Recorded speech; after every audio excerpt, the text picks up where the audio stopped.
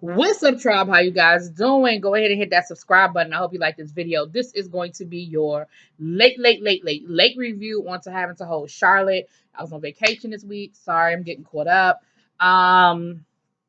So I'm just in time for tonight's episode. But hell, last week's episode was about Christmas. So damn it, they 6 months late. I can be a week late. Anyway, we start this episode off. We see Josh took Elaine ring shopping. And I think that it was a gesture on Josh's part to sort of bring Elaine, knowing that Elaine and Peter are best friends. She knows, and of course he knows Peter. He's been with Peter for 7 years, but of course, your best friend knows some things about you, and put the two brains together, come up with something good. He's ready to propose, so he's looking for the perfect ring and wants to figure out how to do it, and hoping that Peter feels the same way. He said, at one point, him and Peter used to talk all the time about getting married and who they were going to invite and all of that. And that sort of kind of dwindled. And so he's a little apprehensive about where they are in their relationship. I also think that with everything going on with Elaine, Elaine and Juliana and that whole little piece that went down, I think maybe it's sort of a peace offering to Elaine. And Elaine went because she's like, me and Josh aren't that close, but this is for Peter. And, it is what it is. So it was, and it would seem to be a good conversation. And then Elaine did what Elaine should have done from the beginning. First of all, when I say should have, that's not the word I'm looking for. Better option. Let me say that. Having a one-on-one conversation with Josh in a non-combative way, in a neutral situation where you're not in a room full of friends and so forth and so on, to say, look, hey, this whole threesome thing may not be the best situation for Peter. And as his friend, I'm just giving you my 2 cents. I don't think she should have sought Josh out. But when the opportunity presented itself, I could understand why she took that time to say, hey, this is my friend, and I know that he feels a certain way, and this is my 2 cents on it. Josh said something later on in the episode. I don't think he said it in that moment, where he said that he probably created the opportunity for where they are with Juliana. Let me say this, and I'm about to go off for a minute. And I know some of you guys, some of the people on the show watch my reviews. And again, I appreciate it and I love it. Please let me know in the comments if I'm right or if I'm wrong. This is my 2 cents. I feel like, and I said this in my first or second review, we don't know the whole story of how this whole thing went down with Josh. He said he came out at a young age. Did he identify? And again, this is not my business. This is somebody that, as reviewing the show, these are questions that I have. Did he come out and did he identify as bisexual when he was with Juliana, or was he still questioning and was trying to make it work in a heterosexual relationship? And how did the relationship actually implode? Where did Peter come into play? Because Juliana said that her and Josh have only been officially divorced for 5 years. Now, we know people can be separated for 20 years and then get divorced. But him and Peter have been together for 7 years. So there clearly was some sort of, I'm not saying overlap that Josh was cheating, but overlap in separation, divorce, relationship. So, Josh, did you open the door so wide for Juliana because there was a guilt there because of the way things went down between the three of you? Juliana, are you holding on so much because there are still some feelings there and there is still something there that you're holding on to? I feel like it's a lot of that going on. Honestly, I do. I don't think anybody in this has any malice. But I do think that the time has more than come for this relationship to resolve itself and clear boundaries put in place. And I think I said that episode 2. But I think that we're here because of the way things went down early on in the situation with the three of them. That's my 2 cents. Now, so Elaine and Josh actually have a conversation, and Josh sort of gives her she tells him, you sort of had a part in that. And he was like, you think so? Yeah, Josh, yes, you. Because you were the person that should have put the boundaries. It wasn't Peter's place to put those boundaries in place. It just wasn't. Especially early on, depending on how things went down.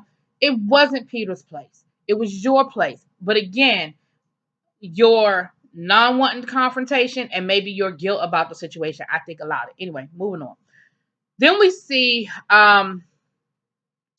Ursula and her business venture. We get a little bit more information on her business venture. It sounds like it can be very lucrative. It sounds like, the person that she is very excited for her to come in. We found out that she could, in the front end, it's going to be a lot of work on the front end, but eventually, if she's successful, she'll be able to get to a point where she basically can run the place by phone. That she'd have the right people in place, she has systems in place, and she can be back in Charlotte full time and maybe only travel once a week, once or twice a month, rather than staying 4 days a week. And that's the case with any new business venture. You got to get it together. You have to put your systems in place. You have to get people on the right page and understand, the boundaries and all that good stuff. And then you can run it from afar if you put the right people in place. I remember somebody, I remember meeting an entrepreneur one time. I used to do a radio show. And I remember we had an entrepreneur there and we interviewed him. And he had actually had an opportunity to travel with Oprah, right? Somehow he had ran in the same circles with Oprah. Something went down. And I think it was one of her trips to Africa. And she invited him to go. And he was like, well, how long are you going to be gone, And she said, a couple of weeks, Oprah, a couple of weeks. And he said, well, I don't know if I can be away from my business that long. She said, if you call yourself an entrepreneur and you can't leave your business for 2 weeks, then you're not an entrepreneur. You're just a business owner. And I said, oh, and her thing was, I can run my business from anywhere in the world.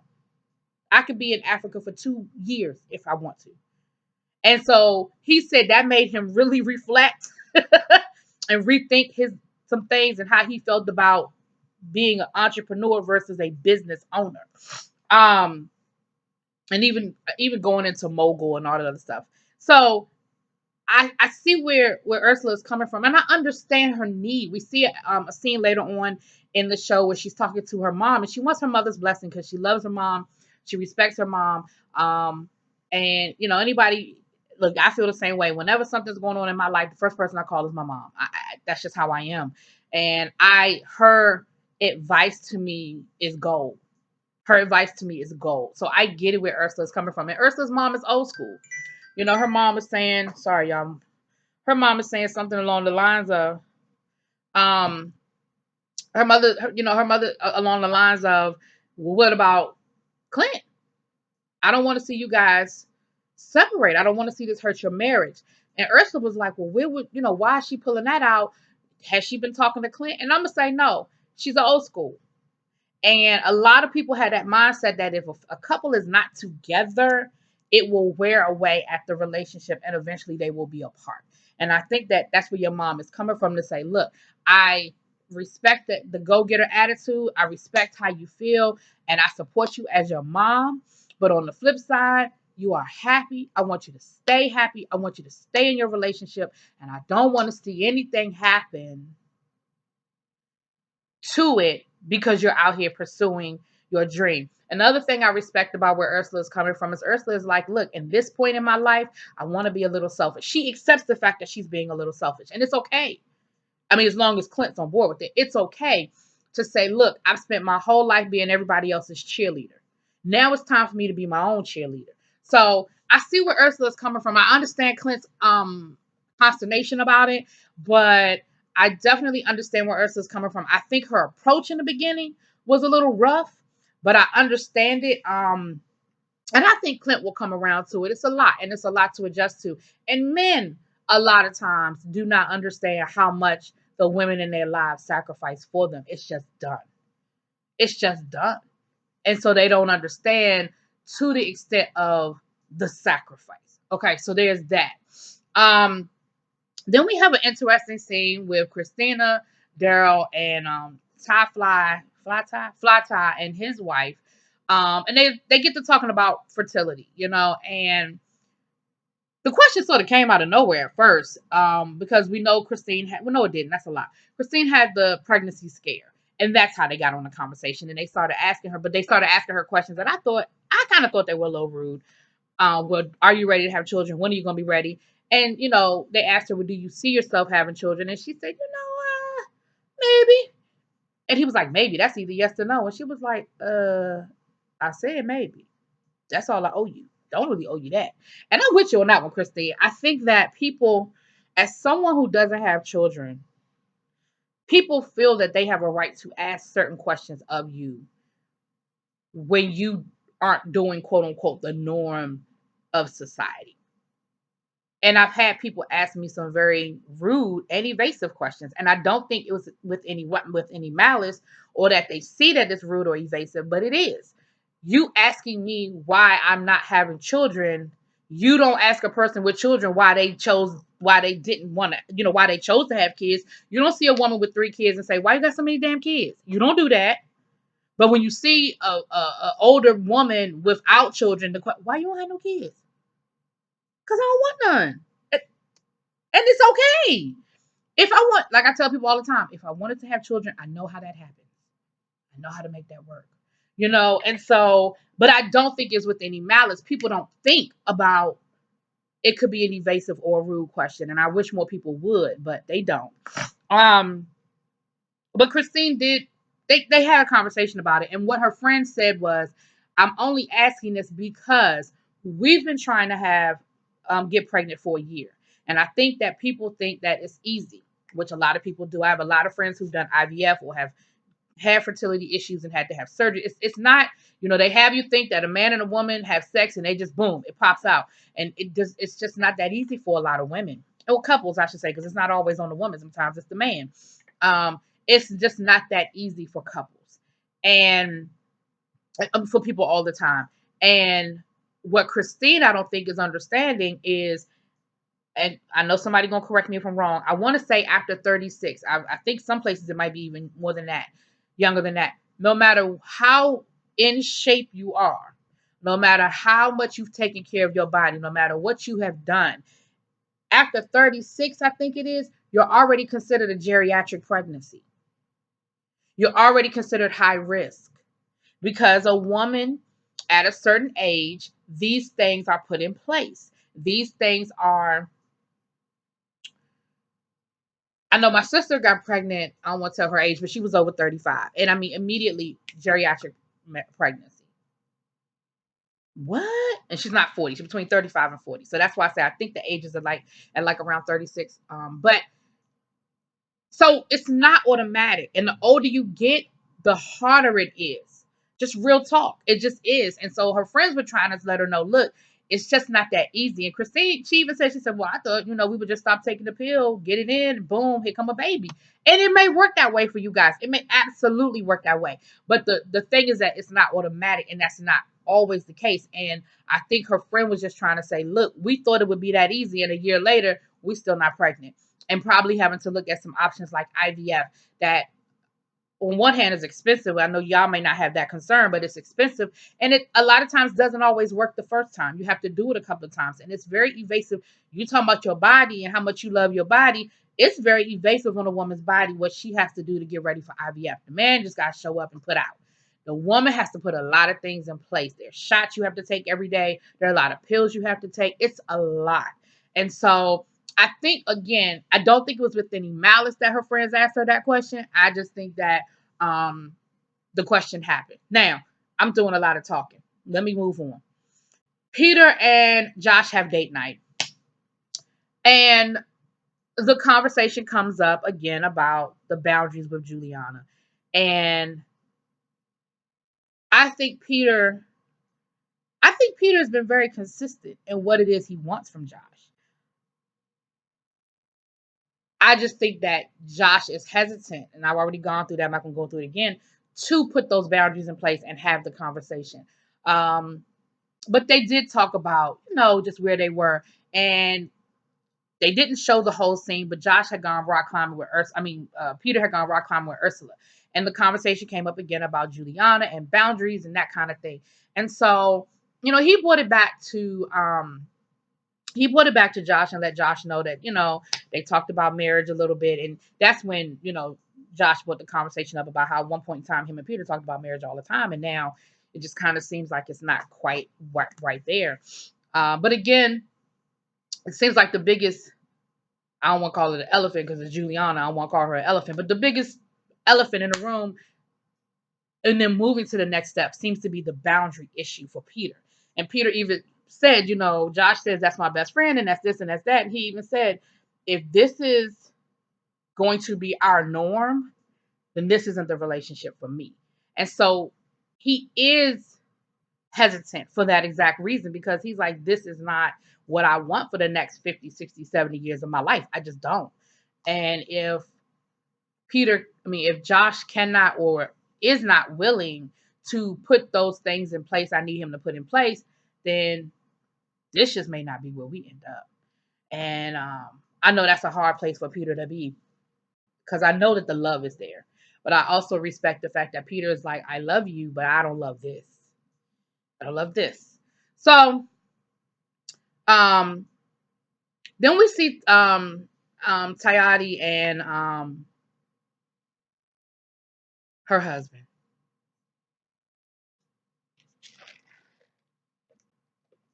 Yeah, I know I'm sitting here trying to remember that man's name. I want to call him Eric, but I know Eric ain't his name. Anyway, Tayati and her husband.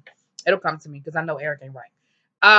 He looked like an Eric to me though. Anyway, they're planning their annual Christmas party. Her thing is, look, one monkey don't stop no show. Christmas is my most favorite time of the year. This is what we do.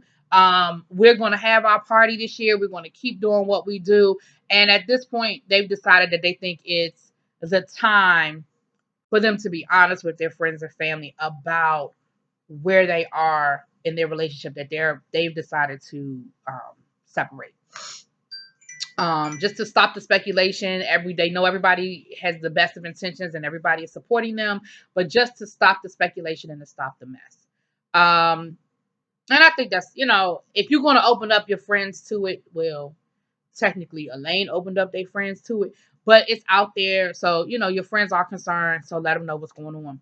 She said that this is important, but she said she's going to make it a couples party, which means she only inviting couples. That's important later on. We'll get there. So, I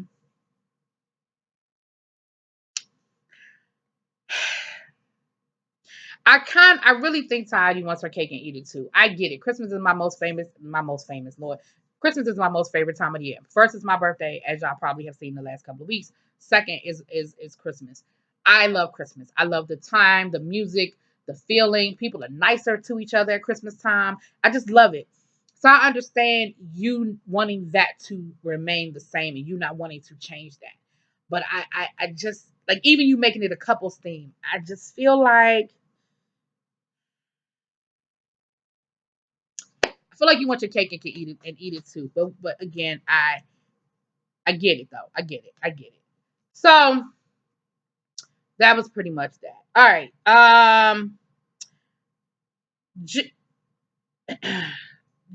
Josh invites Juliana to have a conversation. In this conversation, Josh, you both made me want to hug you and made me want to kick you. I was gonna hug you one minute, and the next minute I was gonna kick you. I'm gonna tell you what it went down. Juliana is talking. She went to a wedding with some friends of theirs from college and that kind of stuff. So they were talking or whatever. And Juliana tells him that she found some artifacts from their relationship. A Tinkerbell. He made her a Tinkerbell at one point when they first started dating because it's her favorite Disney character. And she found it. She said, I thought I had thrown that out when I threw out everything else, my wedding dress and everything, but it was still there and it brought up some feelings and I've been kind of emotional about it. And he said, what is it? You know what I mean? What is still needs to be said that wasn't said? Like, what is it that we need to hash out? And she brought up the night she had their first child and how he left her there. He was there for the birth and then he left and then he didn't come back. And here's the part where I was loving you, Josh. And you need to teach a class on this because everybody can't do this. He said, I don't remember it that way, but I don't want to diminish your feelings about what happened. Let me tell you something. Josh, you need to teach a class and travel the world, not the country, the world, on how to apologize without losing your own integrity and not make the person feel that their feelings are invalid. That was the perfect thing to say. Look, I don't quite remember it going down the way you remember it going down, but I don't want to diminish your memory and your feelings, and I apologize for making you feel that way. If that wasn't the most perfect, I said, oh my gosh, that was the most, and Juliana even said, she said, that was what I needed to hear. That is what I needed to hear. And what he said was, he didn't say this to her. He said it in his confessional that he was dealing with his own issues and he needed some time to just breathe. And he doesn't feel like he left her alone all night. He said, but whether it was 2 hours or 10 hours, if it made her feel that way, then I'm sorry. Teach a class, Josh. Teach a class. But here's where you made me mad. You leave, you go back, or whatever. No, you had already come back from getting the water. You tell her that it's time for her to let go of your last name.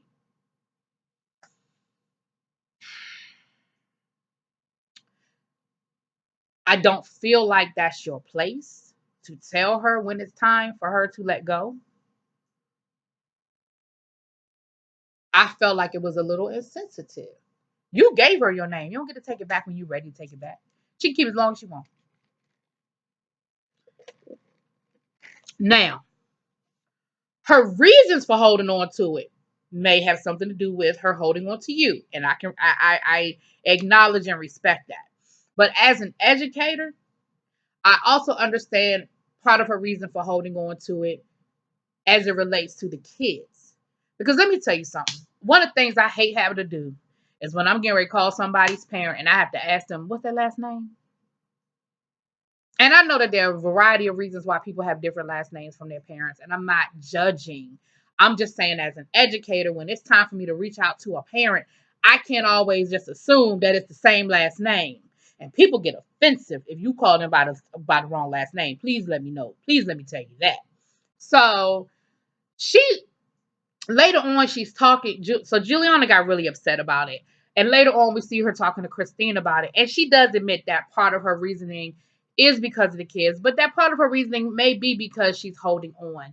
And she's using it to hold on to that moment. I don't think she actively wants Josh anymore, but I do think she's still holding on to the feelings of how that whole situation went down. Like I said, I think they need their own damn reality show. I'll be honest with you. I think y'all need a spinoff. I think y'all need your own show. But if y'all do your own show, I'm going to want to know the whole story. And it ain't my business. It ain't your business to tell me. It ain't my business to get it. But the nosy in me really want the whole story. Or damn it, write a book. I don't know. But I really need to know. No, I don't need to know. I want to know.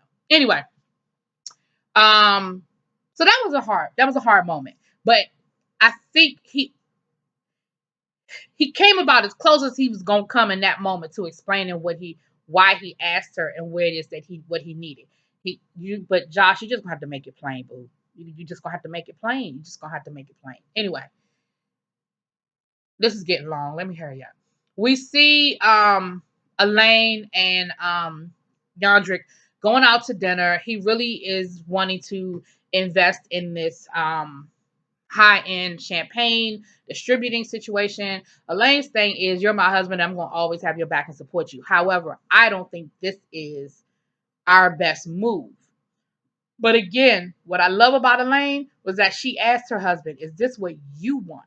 Is this what's, excuse me, is this what's going to make you happy? Because I have my concerns and I have my apprehension about this business venture. However, I'm your wife and I'm going to support you. I can respect that, Elaine. I can respect that a lot. And then on the other hand, Yandrick's thing was, it's not, me being happy is not what's important in this equation. What's important in this equation is, I want you to not have to work. I want my family to have better than I had, and I want you to not have to work. It kills me when you can't spend time with our kids and when you can't um um have to work these long hours and hurt your back and your wrist is hurting and you're tired and you're stressed out. And so I thought that was a great moment between them because they just want the best for each other. And I love them. They, I wasn't sure I was going to love them as a couple. I ain't lying. That first episode with the brunch, I was thinking, Lord, here we go. But as a couple, I really do love them now. I don't always love everything about Miss Elaine, but I love them as a couple. And I think that they very much have each other's best intentions at heart. So we get to the Christmas party. I think I covered everything. I know this is long-winded, y'all. I'm sorry. But we get to the Christmas party. Okay. Um, and it's an ugly sweater party, which I love. I love ugly sweater parties, honey. And everybody got their Christmas sweater on, and it looks nice. They got some nice food. They got the bar popping, got some nice hors d'oeuvres. They got the mistletoe floating around the room, and all this good stuff. All this good stuff. Couple of things that went down. First of all, let me say this: I love Christine's ugly sweater dress, which it really wasn't no ugly sweater, but it was a really cute Christmas dress, a sweater dress. It was really cute. Um, she didn't have her boobs all out either. It was really cute. We see that what else happened? Ursula's dress was really cute. She had another like Christmas dress. It was really cute. All right, let's get to the bullshit because I'm gonna wrap this up in 30 minutes. I ain't mean to be talking this long, but let me wrap this up in 30 minutes. We at the party. Remember, it's supposed to be a couples only party. Who pop up? Juliana.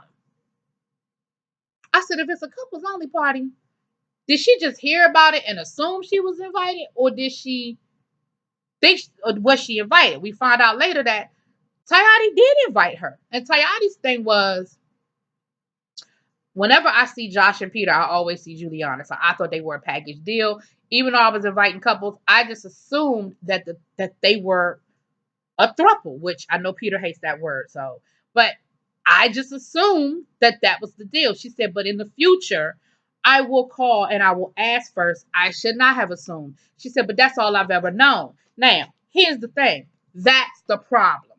The problem when somebody feel like at a couples event, Juliana is invited, that's the problem. But because you can't be mad at Tayati for thinking it because that's what y'all have always presented. Now, Miss Elaine is the friend that you don't never tell nothing to that you don't want repeated. That's just, and I don't even mean, we all gossip, so I don't even mean it like that. But like early on in the season, when Tayati confided in Elaine and Elaine told Ursula. Now I understand it was with no malice that you told Ursula. However, she confided in you and said, don't tell nobody. And the first thing you do is tell somebody. Same thing with this. Peter is venting to you as a friend. He ain't asking you to solve his problems. He's not asking you to interfere on his behalf. You feel as though it's your job to help your friend out, and that is not what he was telling you how he felt because he was venting. He wasn't telling you how he felt so that you could fix it. But that's what Elaine feels. So Elaine decides that she's going to confront Juliana and Peter, and I'm not Peter, but Juliana and Josh about this whole threesome thing and how um how she's involved and it's not her place and she shouldn't be there. Why is she there? Do you feel, and she's asking Josh, do you feel uncomfortable with her being here? Peter, how do you feel about her being here? And Peter was very Switzerland. He was very diplomatic in how he was answering and how he was dealing with it. He was like, I don't need you to help me. I need you to shut up. And his thing was, can we have one? Because before Juliana even got there, they were talking about Juliana not being there. And Peter was like, can we have one event where my relationship is not the topic of discussion? And no sooner did he do that, here comes Juliana. And so Elaine, off the break, is like, she got a couple of drinks in her. And she off the break is like, well, what the hell you doing here? Why you here? And what you doing here? It's a couples thing. And who invited her? Did you know she was coming? Did you know she was coming? Well, how you feel about her being here? And her and Peter even actually got into it. And Peter was trying to let her know, slow your roll and chill out. And again, as a friend, you should have picked up on the clues. You should have picked up on the context clues that he was trying to let you know, let that shit go. But no, Elaine being Elaine, kept going, kept going, kept going. And to the point where her and Josh ended up getting into it. And y'all know Josh don't like arguing. And y'all know Josh don't even like raising his voice. But honey, him and Elaine was going back and forth. And again, Peter was trying to be very diplomatic. And he was like, in his confessional, he was like, Elaine, now don't bring up none of your personal issues. And I could. So please leave mine here. And Ursula even made a comment at some point. Was like, Elaine, that's my girl. That's my road dog. But she is not the person you tell if you don't want something repeated. And I just feel like in that moment, Elaine felt like she had to defend Peter and do something Peter didn't want her to do. Peter didn't ask you to defend him. Peter just asked you to listen and be a friend. He didn't ask you to pass judgment. He didn't ask you to confront nobody. And then she want to throw it back on Peter. Well, I'm just trying to help my friend. I just gonna have to support my friend. I'm just looking out for my friend. Your friend didn't ask. And you creating bigger problems for your friend by trying to help your friend. Here's my thing about it, and I'm gonna be done with it because this has already gone too long. If Peter, one thing that does not strike me, or one thing that strikes me very curious about Mr. Peter is he has a very strong voice, and if and when he's ready to say what it is he needs to say, there is no doubt in my mind that Peter knows how to say exactly what it is he needs to say, when, where, and how he needs to say it. I think he's been very diplomatic up to this point, but again, if it's getting to the point where it's becoming an issue for his relationship, there's no doubt in my mind that he knows how to address it and handle it accordingly. That's just my 2 cents. Now, they started going at it. It looks like it's going to continue. The party fight argument ain't a fight. The argument is going to continue into next week. So we'll dig a little deeper next week because again, this is ran too long. Y'all let me know what y'all think. Drop it in the comments, please.